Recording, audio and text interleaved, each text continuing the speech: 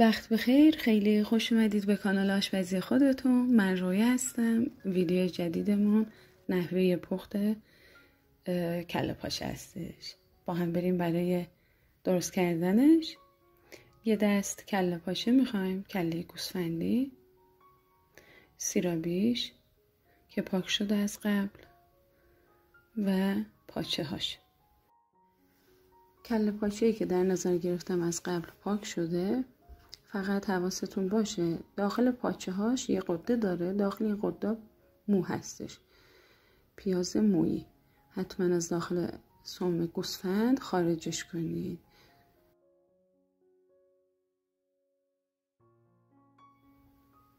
طبق فیلم پیش برید. از این 4 تا پاچه فقط یکیش قده داشت. کله پاچمون هم کوچیک بود، فکر کنم به خاطر همین. خب کله رو ببینید. انشالله اگه وقت بشه یه روزی من نحوه پاک کردنش، این موهاشو که چجوری پاک کنیم حتما اونم آموزش میدم. چاقو رو میذاریم داخل دهن گوسفند، یکم دهنشو باز میکنیم. حواستون باشه که زبونشو نبرید. اینجوری چاک میزنیم، بازش میکنیم با فشار دست. خب و با چاقو برش میزنیم که 2 تیکه بشه. اون یه مقدار سیاهی زبونش و سقف دهنش مال اون دودیه که گذاشتم اون موهاش کز بشه. چی میگن؟ بسوزه، از بین بره. فارسی شما چی میگین؟ مال اون. گوشاش هم میبریم. خیلی جا دیدم نبریدم، ولی من گوشاشو بردم تو حیاط تمیز شستم. نگاه کنید اینجا قده داره، چربی داره، اونا رو خارج کردم. نوک بینی رو بریدم، دندوناش هم مسواک زدم.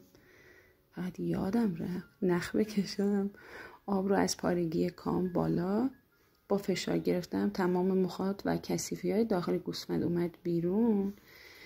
دماغش هم که بریدم، خب محکم کوبوندم رو زمین تر و تمیز بشه. همین دیگه. میذاریم الان داخل قابلمه نسبتا بزرگی. یه 20 دقیقه میذاریم روی گاز تا بجوشه. کفای ایجاد شده رو جمع میکنیم، دور میریزیم. این کفا مال خونابه کله پاچه هستش. اگه جمع نکنید آب کله پاچه‌تون کدر میشه، توی طعمش هم تاثیر داره، بدمزه میشه. پشت رو کنید کله رو.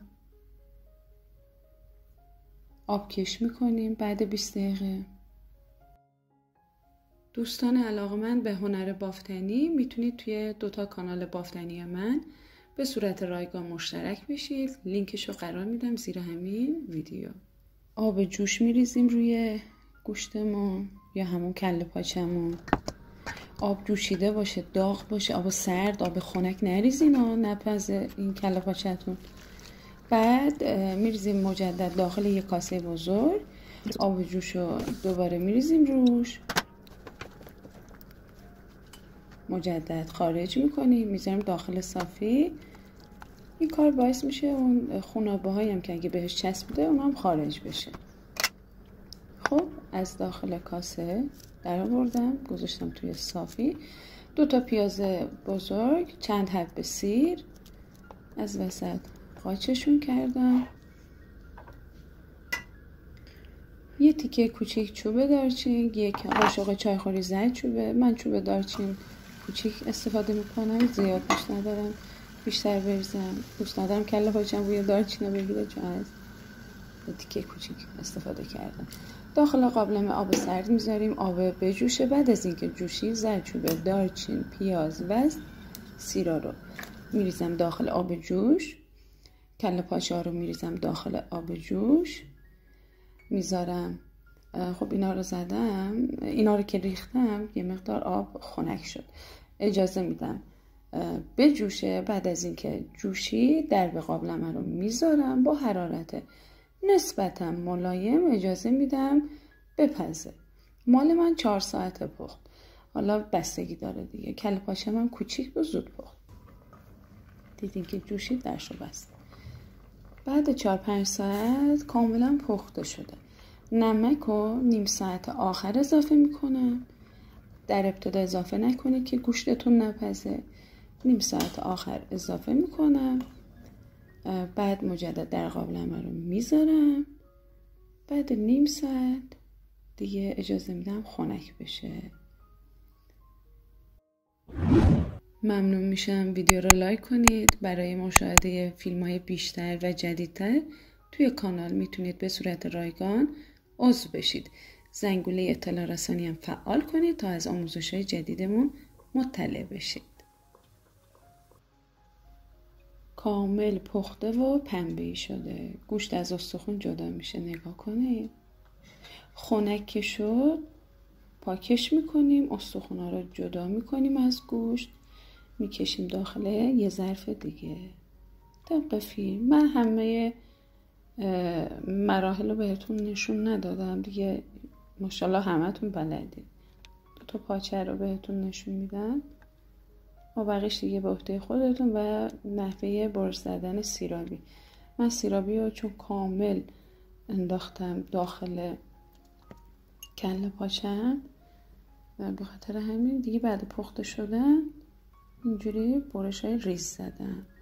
نحوه پخت سیرابی به یه روش دیگه هم توی کانال هست. در آخر ویدیو توی بخش پیشنهادات براتون قرار میدم. حتما برید تماشا کنید که نحوه پخت اون خیلی فرق میکنه با این. خب بعد از اینکه پاکش کردم بناگوش و سیرابی و چشم و مغز و زبون و پاچه 2-3 ملاقه از آب کله پاچه رو میریزیم روی گوشتا. بعد میذارم روی حرارت خیلی ملایم تا گرم بشه. بعد بکشیم داخل ظرف سرومون. ممنونم از این که تا انتهای آموزش با من همراه بودین. ان شاءالله که دوست داشته باشید.